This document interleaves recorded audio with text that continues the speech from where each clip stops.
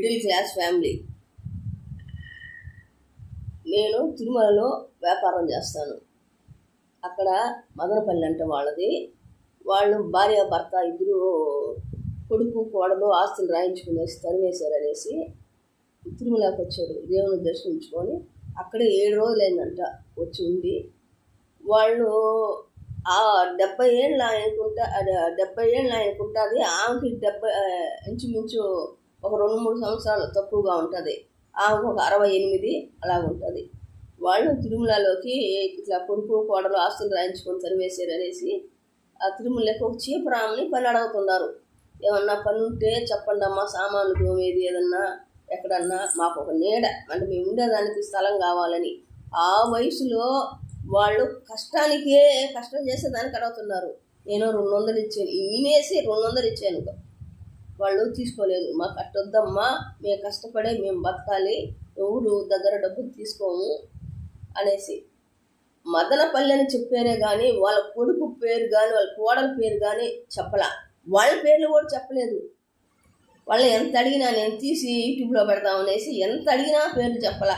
అంత మంచి తల్లిదండ్రుల్ని అలా చేయటం దుర్మార్గం కదా. ఆమె చీపురాముకి చెప్తుంటే నాకు చాలా బాధేసి ఏం చేశాను, మేమే కొండపై ఉండేదానికి లేదు, రోజు దిగేస్తాం. ఇంకా వాళ్ళకి సెలవులు కల్పించలేము. పని వాళ్ళ ఆ వయసులో వాళ్ళు చేసే పని ఏముంటుంది. నేను ఎంత బుజ్జగించి అడిగినా అమ్మ మీ కొడుకు కోడలకి ఈ మాసం పెడితే బుద్ధి వస్తుంది, మిమ్మల్ని చూస్తారు అని నేను అడిగినా కూడా వాళ్ళు నిరాకరించారు. చెప్పమమ్మా, మమ్మల్ని ఫోటోలు తీయొద్దండి అనేసి ఒక్క మదనపల్లి అని చెప్పారే కానీ ఇంకేం చెప్పలేదు. అటువంటి తల్లిదండ్రుల్ని ఎంత బాగా చూసుకోవాలి.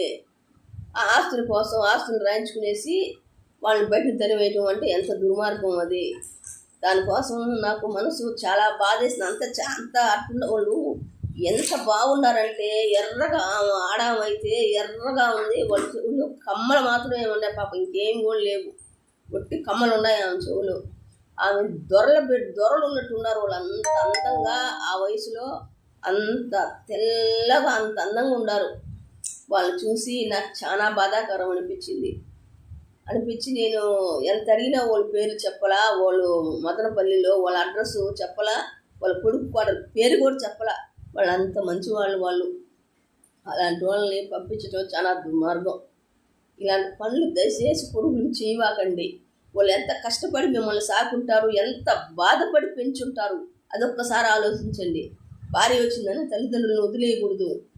పక్కన పెట్టుకొని అంత ముద్ద వేయాలి వాళ్ళకి. అంత అన్నమే కదా అడుగుతారు ఈ వయసులో, ఇంకేం అడుగుతారు వాళ్ళు.